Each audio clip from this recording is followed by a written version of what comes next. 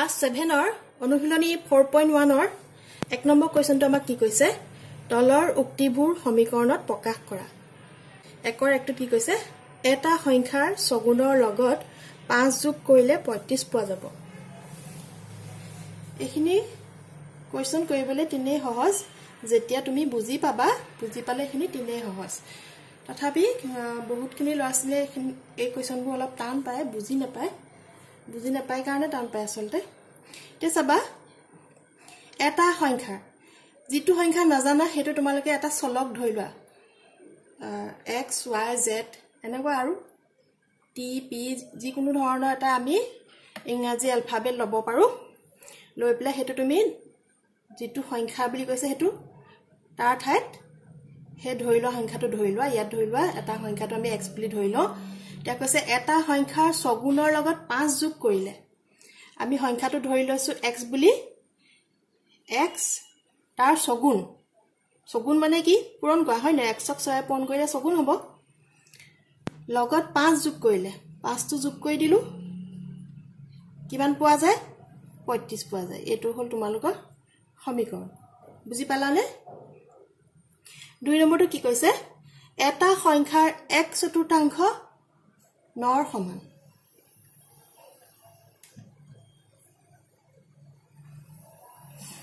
এটা সংখ্যাৰ 1/4 সংখ্যাটো আমি ধৰি লও y বুলি y 1/4 মানে কি আছিল 1/4 হয় না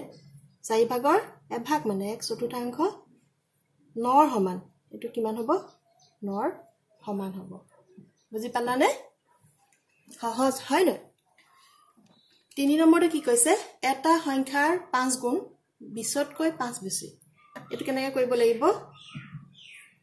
এটা সংখ্যাটো ধৰি লও m বুলি এটা সংখ্যাৰ 5 গুণ কিমানৰ সমান বুলি কৈছে 20তকৈ 5 বেছি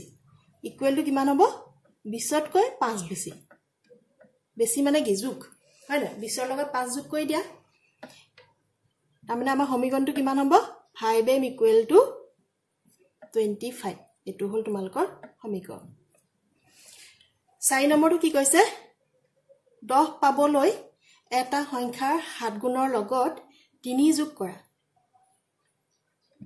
সংখ্যাটো কিবা এটা ধৰি লোৱা চলক এটা ধৰি লোৱা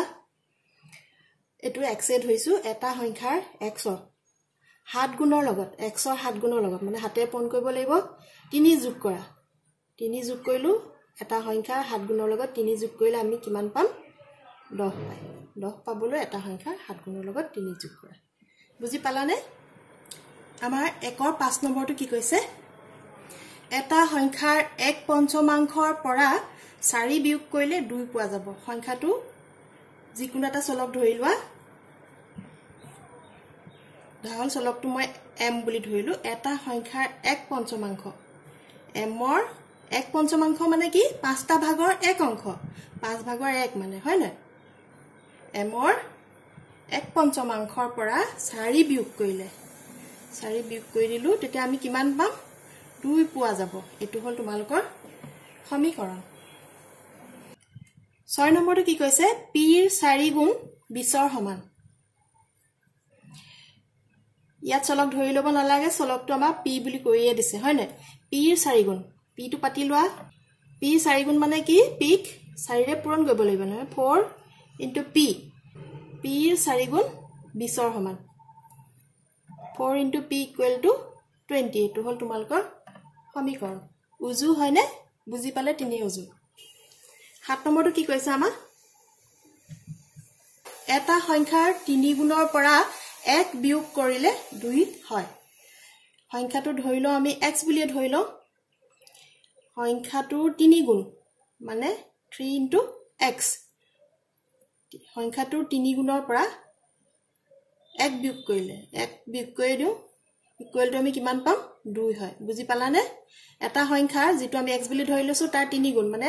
3 এ পূৰণ কৰি দিব লাগিব তাৰ পৰা 1 বিয়োগ কৰিলো 1 টো বিয়োগ কৰি দিলু ইকুৱেল টু কিমান পাই 2 হয় ইকুৱেল টু 2 এটো হল তোমালোকৰ সমীকৰণ 8 নম্বৰটো কি কৈছে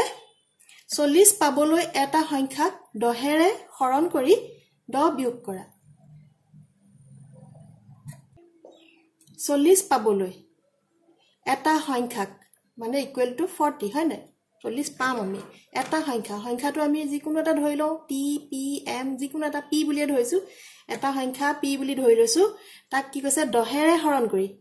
p ক আমি 10 ৰে হৰণ কৰি দিও 10 বিয়োগ কৰিলে 10 টো বিয়োগ কৰি দিও ইকুৱেল টু কিমান পাম 40 পাম 40 টো পাম বুলি কৈ থৈছে না 40 পাবলৈ মানে ইকুৱেল টু আমি 40 পাম এটা সংখ্যা p বুলি ধৰি ললো সংখ্যাটো 10 ৰে হৰণ কৰি দিলো বিয়োগ 10 তেনে ইজি হয় না এনেকুৱা অংক তেনে ইজি যেতিয়া তোমালোকে ভালকে বুজি পাবা 4.1 ৰ 2 নম্বৰ কোৱেশ্চনটো আমাক কি কৈছে তলৰ সমীকৰণবোৰ উক্তি আকাৰত লিখা আমি 1 নম্বৰ কোৱেশ্চনটোত উক্তিৰ পৰা সমীকৰণ বনাইছিলো ইয়াত সমীকৰণৰ পৰা উক্তি কৰিব লাগে 1 নম্বৰটো আমাক কি দিয়া আছে 3x - 4 = 5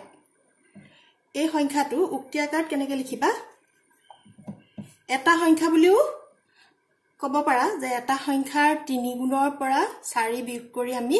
5 পাম মানে তুমি এই সমীকৰণটো বা যিটো বুজিছা সেই বুজা কথাটোকে উক্তি আকাৰত লিখি দিলেই হ'ব তুমি যিটো বুজিছা ভাষা একেটা নহলেও হ'ব যে এনেকৈ লিখিব পাৰা যে x ৰ 3 গুণৰ পৰা 4 বিয়োগ কৰিলে 5 পাম বা এনেকৈ লিখিব পাৰা যে 5 পোৱা যাব যদি কোনো এটা সংখ্যাৰ 3 গুণৰ পৰা আমি 4 বিয়োগ কৰো এনেকৈ লিখিব পাৰা তোমাৰ যিটো মন যায় যিটো বুজি পাইছা সমীকৰণটো দেখি যি বুজি পালা সেই কথাটো লিখি দিলে হৈ যাব এতিয়া আমি ইয়াত কি লিখিম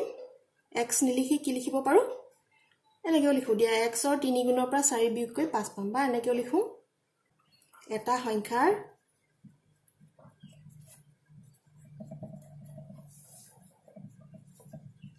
3 গুণৰ পৰা x ৰ 3 গুণ হয় না 36 মানে 3 গুণৰ পৰা কিমান বিয়োগ কৰিছে 4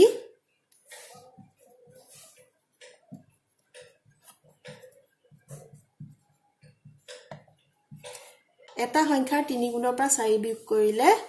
5 পোৱা যাব বা পাম কিবা এটা লিখিলে হ'ব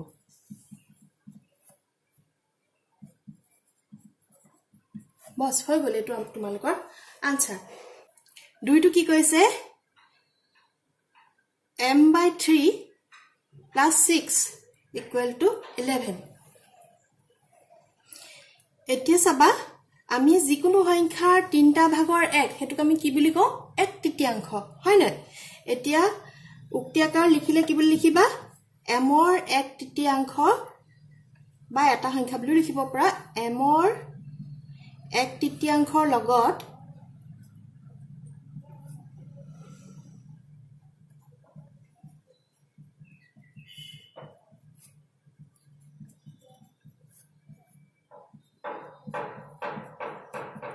ইয়াত 6টো কি কৰা আছে যোগ কৰা আছে হয় না লিখা m ৰ 1/3 লগত 6 যোগ কৰিলে 11 পাম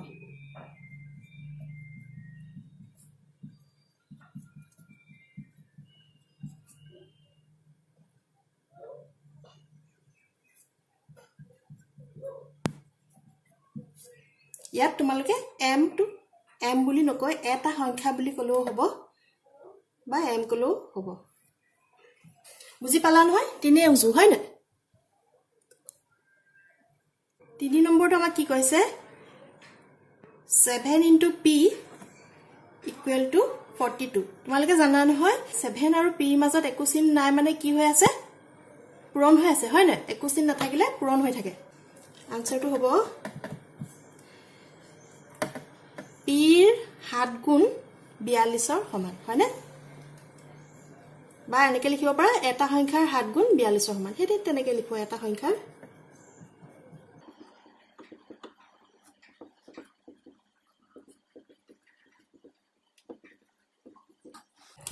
এটো হল তোমালোকৰ আনসাৰ ইয়াত এটা সংখ্যা নিলিখি প্লাই p বুলিও লিখিব পাৰিলা হেতেন যে p ৰ 7 গুণ 42 ৰ সমান এনেকৈ লিখিব পাৰি তোমাৰ যি মন যায় তেনেকৈ লিখিবা 4 নম্বৰটো কি কৈছে y/6 = 2 তিনে ইজি হয় না এতিয়া আমি ইয়াত যে লিখিছিলো 1/3 আমি 1/3 নিলিখি এনেকৈ লিখিব পাও যে m ক 3 ৰে হৰণ কৰি 6 যোগ কৰিলে 11 পাম ইয়াত আমি তেনেকৈ লিখোচোন যে y ক 6 ৰে হৰণ কৰিলে 2 পাম তেনেকৈ লিখিলে হ'ব বা এটা সংখ্যাক 6 ৰে হৰণ কৰিলে 2 পাম বা y ক তোমালোকৰ যেটো ইজি লাগে যেটো বুজি পোৱা হেতু লিখিবা y ক 6 ৰে হৰণ কৰিলে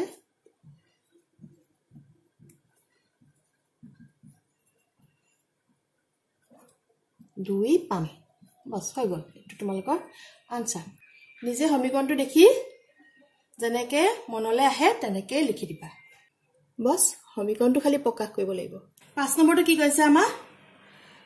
5x + 7 = 2 এটো উক্তি আকাৰত কি হ'ব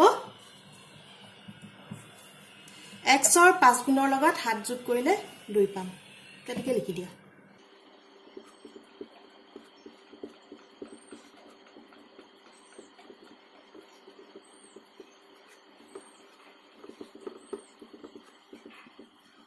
बस হৈ গলে এটো তোমালোকৰ আনসাৰ x ৰ 5 গুণৰ লগত 7 যোগ কৰিলে 2 পোৱা যাব 6 নম্বৰটো কি কৈছে q/2 - 1 = 4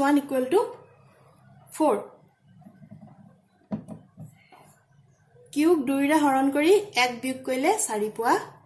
যাব বা লিখিব পাৰা এটা সংখ্যাক এনেকৈ লিখিব পাৰা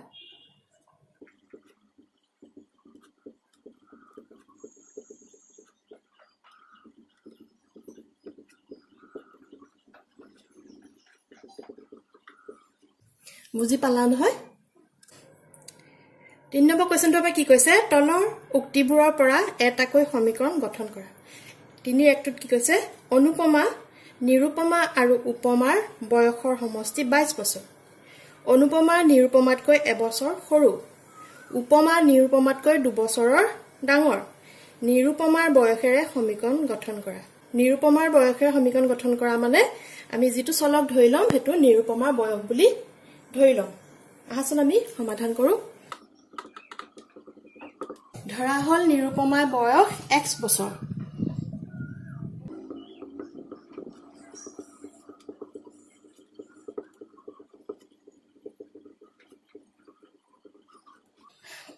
নিৰুপমাৰ বয়স x বছৰ হলে অনুপমা নিৰুপমাতকৈ এবছৰ সৰু হয় না অনুপমাৰ বয়স কিমান হ'ব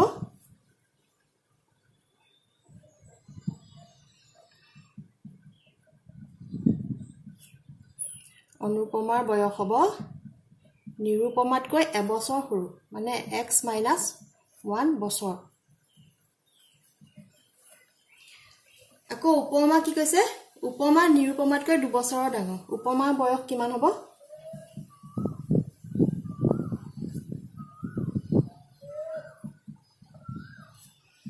নিৰুপমাতকৈ উপমা 2 বছৰ ডাঙৰ x ডাঙৰ মানে যোগ হৈ যাব হয় নে x + 2 বছৰ কোৱেশ্চনটো আমাক কি কৈছিলে অনুপমা নিৰুপমা আৰু উপমা বয়সৰ সমষ্টি 22 বছৰ তাৰ মানে এই গুটেই কেইটা যোগফল কিমান হ'ব x + x - 1 + x + 2 = কিমান হ'ব 22 22 বছৰ implies that ব্ৰেকেট গিটা খুলি দিয়া প্লাসে মাইনাসে মাইনাসে হয় হয় না এটা প্লাসে কথাই না প্লাস প্লাস ইয়াত আমি কেটা x পালো 1 2 3 কিমান হ'ব 26 - 1 + 2 = 22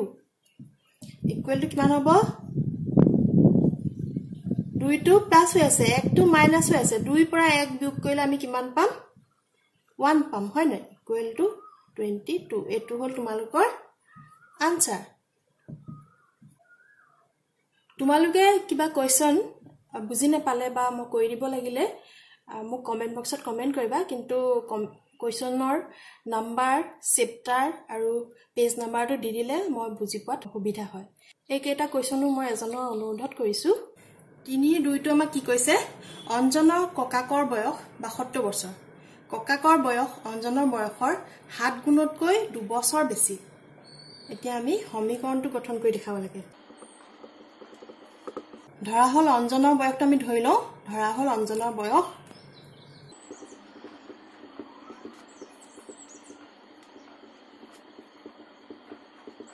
কিবা এটা চলক ধৰি ললে হ'ব x y z যি মন যায় ধৰি ললে হ'ব অঞ্জনৰ বয়স y বছৰ এতিয়া ককাকৰ বয়সটো কি বুলি কৈছে অঞ্জনৰ বয়সৰ 7 গুণতকৈ এতেকে ককাকৰ বয়স কিমান হ'ব এতেকে ককাকৰ বয়স কিমান হ'ব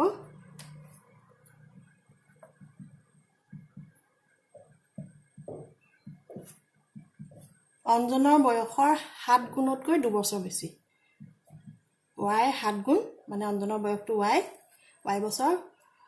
অঞ্জনৰ বয়সৰ 7 গুণতকৈ 2 বছৰ বেছি প্লাস 2 আকৌ প্ৰশ্নমতে আমাক কি কৈ থৈছে ককাকৰ বয়সটো কিমান বুলি কৈ থৈছিলে 72 বছৰ প্ৰশ্নমতে ককাকৰ বয়স কিমান কৈ থৈছিলে 7y plus 2 equal to কিমান কৈ থৈছিলে 72 বছৰ বুলি কৈ থৈছিলে গতিকে সমীকৰণটো আমাৰ 7y plus 2 equal to 72 এটো হল তোমালোকৰ আনসাৰ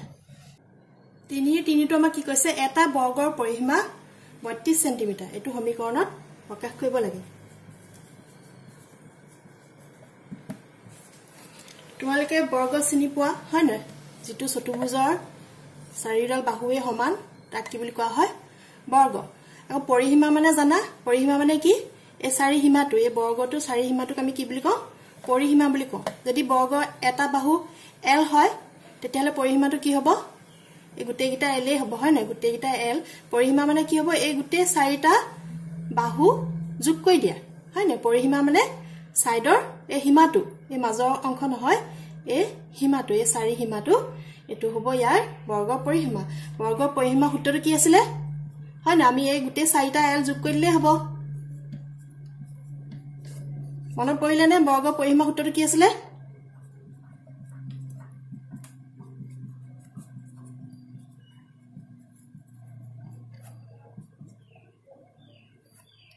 চাৰিটা l যোগ হলে কিমান হয় 4l হয় না বৰ্গ পৰিসীমা সূত্ৰটো কি আছিল 4 into এটা বাহুৰ যোগ 4 into বাহু হয় না যেটো গুটে কেটা বাহু সমান 4 into বাহু মনত পৰিলে নে আমি যদি কেতিয়াবা পাহৰি যাও তেতিয়া হলে এই ধৰণে আমি নিজে ফৰ্মুলাটো উলিয়াই লব পাৰো এতিয়া আমাক প্ৰশ্নত কি কৈছে বৰ্গৰ পৰিসীমা 32 সেমি এটো আমি সমীকৰণত দেখাব লাগে ধৰা হল বৰ্গৰ এটা বাহু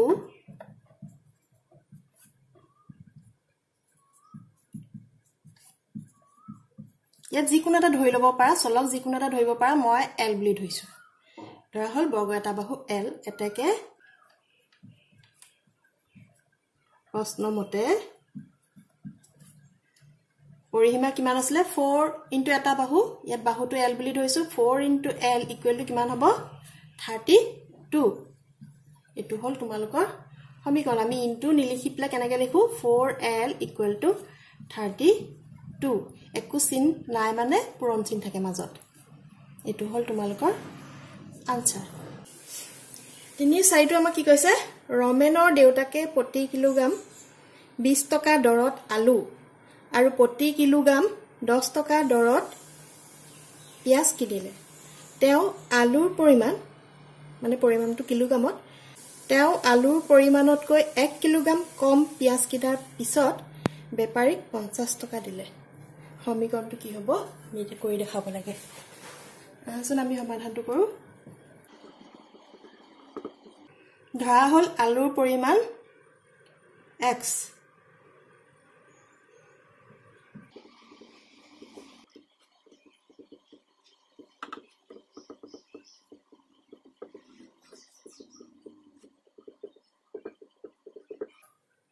ধৰা হল আলুৰ পৰিমাণ x কিলোগ্ৰাম আৰু কি কৈছে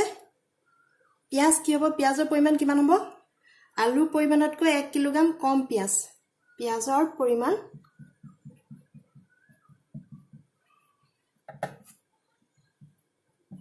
আলুতকৈ 1 কিলোগ্ৰাম কম x - 1 কিলোগ্ৰাম এতিয়া আমাক কি কৈছিলে দুইটাতে বেপাৰীক কিমান টকা দিলে 50 টকা আমি সমীকৰণটো কেনেকৈ গঠন কৰিম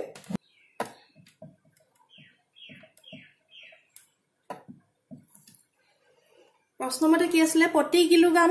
20 টকা দৰত আলু যিমান কিলোগ্ৰাম কিনিছিলে দৰটো কিমান 20 টকা 20 এ পূৰণ কৰিব লাগিব হয় না আকৌ কি কৈছে প্ৰতি কিলোগ্ৰাম 10 টকা দৰত পিয়াজ কিনিলে যিমান কিলোগ্ৰামে নিকিনক কিমান কিনিছিলে তেওঁ x - 1 কিলোগ্ৰাম কিনিছিলে আৰু কিমান টকা দি কিনিছিলে 10 টকা দি কিনিছিলে ইকুৱেল টু কিমান টকা দিলে তেওঁ মুঠ 50 টকা বুজি পালানে 20 টকাকে তেওঁ যিমান আলু কিনিছিলে 20 টকাকে লৈছিলে আৰু তেওঁ যিমান পিয়াজ কিনিছিলে এই আলুতকে 1 কেজি কম কিনিছিলে তাত 10 টকাকে লৈছিলে সমীকৰণটো এতিয়া কেনেকৈ হ'ব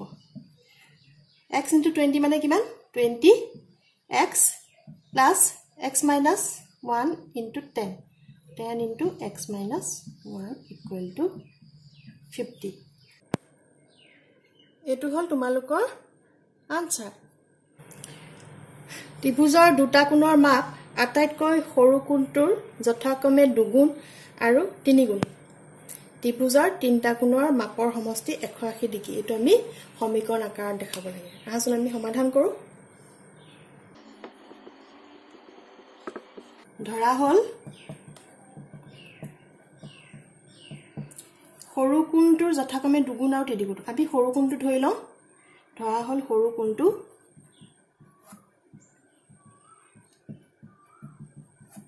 ইকুৱেল টু x ডিগ্ৰী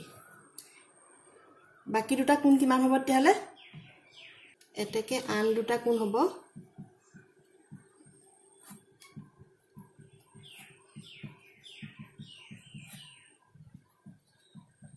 এটা কিমান সৰু কোণটোৰ দুগুণ twice x ডিগ্ৰী আৰু আনটো তিনিগুণ thrice x ডিগ্ৰী এটাকে আমি তিনটা কোণ পালো সৰু কোণটো x ডিগ্ৰী বাকি দুটা কোণ এটা twice x ডিগ্ৰী আৰু এটা thrice x ডিগ্ৰী এটা দুগুণ আৰু এটা তিনিগুণ এটাকে সমীকৰণটো কি হ'ব x plus twice x plus thrice x equal to কিমান ত্ৰিভুজৰ তিনটা কোণৰ সমষ্টি 180 ডিগ্ৰী এটো হল তোমালোকৰ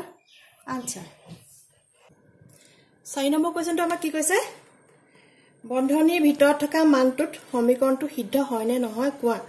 ইয়াত বন্ধনীৰ ভিতৰত এটা মান দি দিছে x ৰ হে মানটো ইয়াৰ x ৰ ঠাইত পাতি পেলাই এই সমীকৰণটো সিদ্ধ হয় নে নহয় মানে ইকুৱেল টু 0 ওলাই নে নোলাই চাব লাগে আহাচোন আমি এটো কৰি চাও তেতিয়াহে কব পাৰিম হয় নে নহয় হয় না x ৰ ঠাইত কি পাতিবলৈ কৈছে -5 -5 টো পাতি দিও +5 ইকুৱেল টু 0 হল নে এটা যোগ আৰু এটা বিয়োগ ইকুৱেল টু কিমান হ'ব 0 ইকুৱেল টু 0 এটাকে সিদ্ধ হয় হয় না এটো হল তোমালোকৰ আনসাৰ এধৰণে কৰিলেই হ'ব দুইটো কি কৈছে twice x minus 8 equal to 7 x equal to 4 পাতিলে সমীকৰণটো সিদ্ধ হ'ব নে নহব মানে মানটো x equal to 4 পাতিলে equal to 7 ওলাব নে নোলাব আমি চাব লাগে আহাচোন আমি কৰি চাও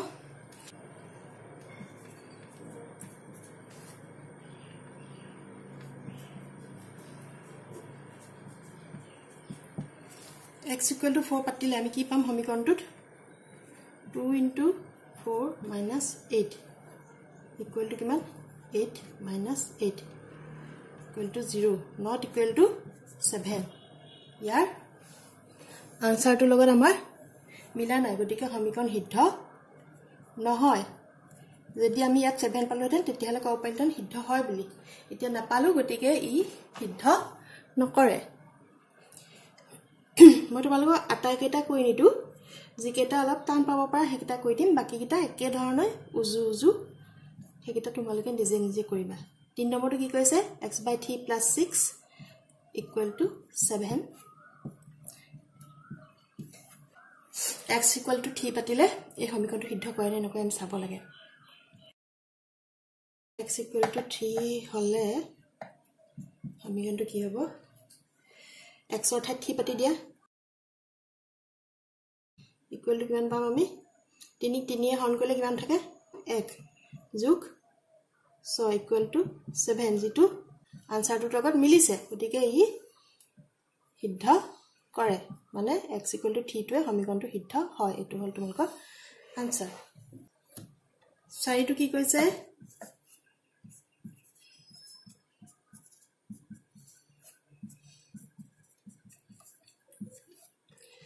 x equal to 7 হলে এটো সমীকৰণ সিদ্ধ হয় নে নহয় চাব লাগে আমি x equal to 7 হলে সমীকৰণটো কি হ'ব x ৰ ঠাইত 7 পাতি দিয়া 7/7 - 2 ইকুৱেল টু কিমান পাম 7 ক 7 এ হৰণ কৰিলে কিমান পাম আমি 1 - 2 ইকুৱেল টু কি হ'ব আনসাৰ হ'ব -1 1 ৰ পৰা 2 বিয়োগ দিলে আমি কিমান পাম -1 পাম যেটো শূন্যৰ ইকুৱেল নহয় যেটো আমাক এটো দিয়া আছিল গতিকে সমীকৰণ সিদ্ধ নহয়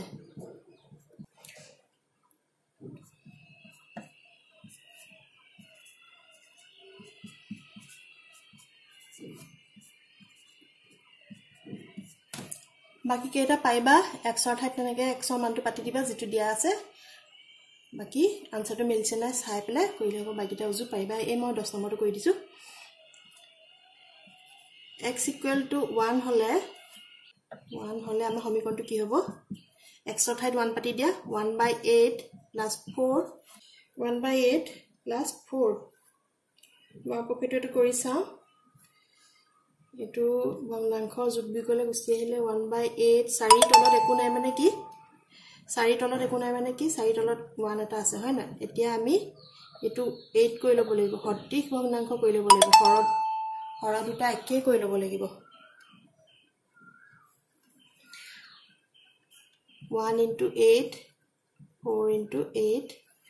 অকল হৰক কৰিলে নহব লবকো কৰিব লাগিব তোমালোকৰ মনত আছে নহয় সমমান ভগ্নাংশ আমি সঠিক কৈছো কেলে এইতে পন কৰিলো যাতে তলৰটো 8 হয় তেতিয়াহে আমি যোগ বিয়োগ কৰিব পাৰিম হয় না ভগ্নাংশ যোগ বিয়োগত কি আছিল সঠিক ভগ্নাংশবোৰ যোগ হয় যাৰ হৰটো একেই তলৰ হৰটো একে কৰি ল'ব লাগিব সেই কাৰণে 4 তলত একো নাই মানে 1 আছে 1 ক 8 এ পন কৰিলো যাতে দুইটা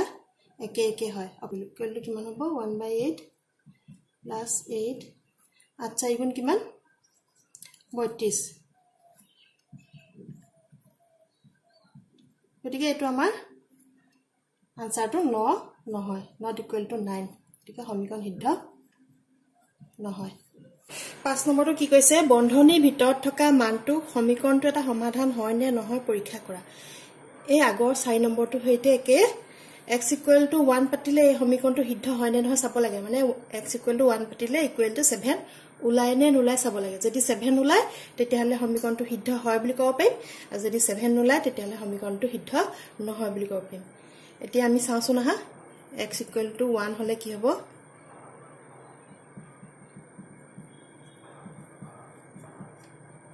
x equal to 1 পাতিলে ইয়াৰ x ৰ ঠাইত আমি 1 পাতি দিম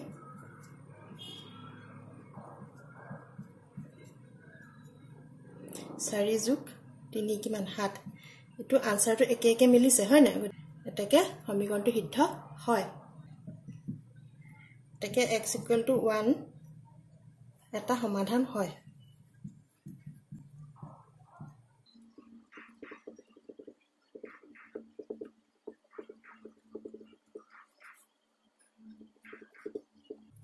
এটো হল তোমালকৰ আনসাৰ এটাকে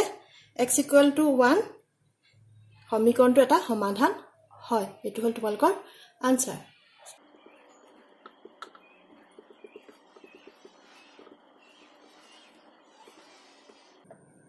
plus 6/3 plus 5 equal to 7 x equal to 3 সমীকৰণটো এটা সমাধান হয় নে নহয় আমি পৰীক্ষা কৰি চাব লাগে তাৰমানে x ৰ ঠাইত 3 টো পাতিলে আমি 7 পাও না নাপাও চাব লাগে চাওছো না x ৰ ঠাইত x equal to 3 পাতি আমি পাম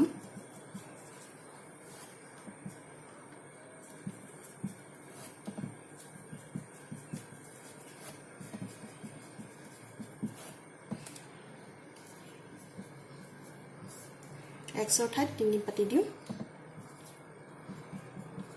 কিমান পাম 6 3 এ হৰণ কৰিলে কে গুণ যাব 2 গুণ যাব হয় না ইকুৱেল টু 7 ঠিক আছে আনসাৰটো 7 আৰু 7 মিলিছে ঠিক আছে সমীকৰণটো সিদ্ধ কৰিছে এটাকে x equal to 3 টো এটা সমাধান হয় এটাকে x equal to 3 এটা সমাধান হয়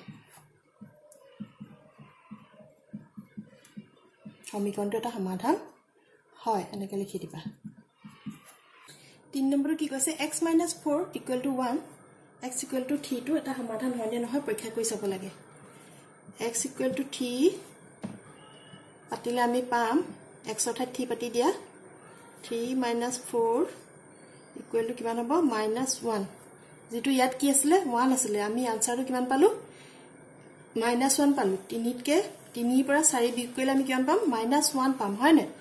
4 আগত মাইনাস চিন আছে মানে 4 টো ডাঙৰ গতিকে -1 হ'ব not equal to 1 ঠিক আছে এটাকে x = 3 টো সমাধান নহয়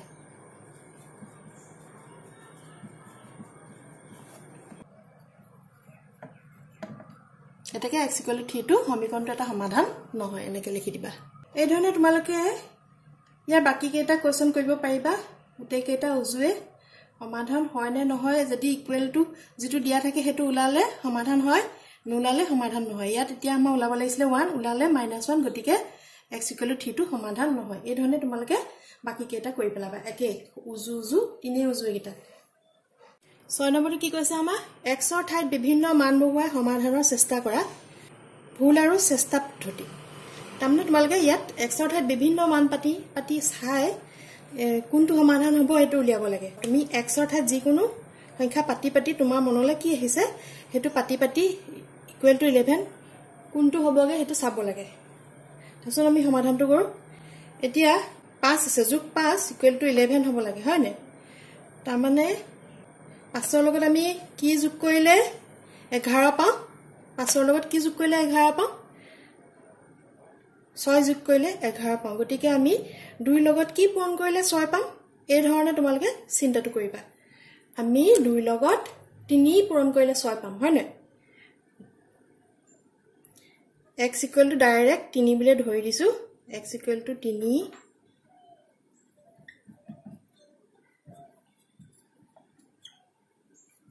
তোমালোকে মনত যি আহে কৰি চাই পেলাই সমাধান হয় নে নহয় চাব লাগে 3 পাতিলে আমি পাম এনেকুৱা নহয় যে ডাইৰেক্ট একেটাই পাতিব লাগিব এতিয়া x ৰ ঠাইত আমি 3 পাতি দিও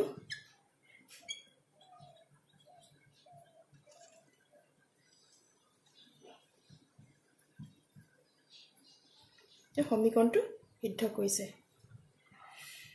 আনসাৰটো কি হ'ব তেলে x = 3 এটাকে x = 3 এটো হল তোমালোকৰ আনসাৰ 2 নম্বৰ কোৱেশ্চনটো আমাক কি কৈছে x/5 + 5 = 7 এতিয়া কৈছে যে x ৰ ঠাইত আমি ভুল শুদ্ধ পদ্ধতিয়ে যি কোনো মান পাতি পেলে চাব লাগে x কি মানটোৰ কাৰণে আমি = 7 পাম এতিয়া তোমালোকে কেনেকৈ চিন্তা কৰিবা 5 আছে হয় নে এপিনে উলাব 7 5 ৰ লগত আমি কি যোগ কৰিলে 7 পাম 2 যোগ কৰিলে হয় নে 5 ৰ লগত আমি 2 যোগ কৰিলে 7 পাম গতিকে x/5 পাছেৰে আকৌ কি সংখ্যাটোক হৰণ কৰিলে আমি = 2 পাম এনেকৈ চিন্তা কৰা কোনটো সংখ্যাক আমি পাছেৰে হৰণ কৰিলে 2 পাম কোৱাচোন 5 ৰ নেওতাখন গাই যোৱা 5 × 5 5 × 2 10 তাৰ মানে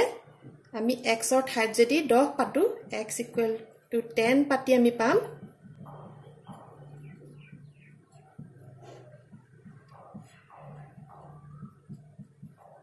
10ক পাছেৰে হৰণ কৰিলে আমি কিমান পাম 2 হয় না যোগ = হ'ব 7 এটাকে x = 10 তোমালোকৰ আনসাৰ বুজি পালানে কি ধৰণে চিন্তা কৰিব লাগিব 3 নম্বৰ কোৱেশ্চনটো কি কৈছে 7x - 4 = 24 এতিয়া x ৰ মানটো আমি ভুল শুদ্ধ পদ্ধতিয়ে যি কোনো মান উলিয়াইলে আমি চাব লাগে এনেকৈ চিন্তা কৰা আমি কোনটো সংখ্যাৰ পৰা 4 বিয়োগ কৰিলে 24 পাওঁ 28 ৰ পৰা হয় না 28 ৰ পৰা আমি 4 বিয়োগ কৰিলে 24 পাম গতিকে 7 * x 7 ৰ লগত এতিয়া আমি চাব লাগিব 7 ৰ লগত কি সংখ্যাটো পূৰণ কৰিলে 28 পাম বুজি পাইছানে 7 ৰ লগত আমি কি পূৰণ কৰিলে 28 পাম 7 4 × 28 হয় না x = 4 হলে কি পাবা 7 into 4 minus 4 equal to কিমান পাবা 7 4 গুণ 28 বিয়োগ 4 equal to কিমান হ'ব 24 বুজি পালানে এটাকে কি হ'ব এটাকে x equal to 4 তোমালোকৰ আনসাৰ এই ধৰণে তোমালোকে চিন্তা কৰি কৰি সমাধানটো কৰিবলৈ কৈছে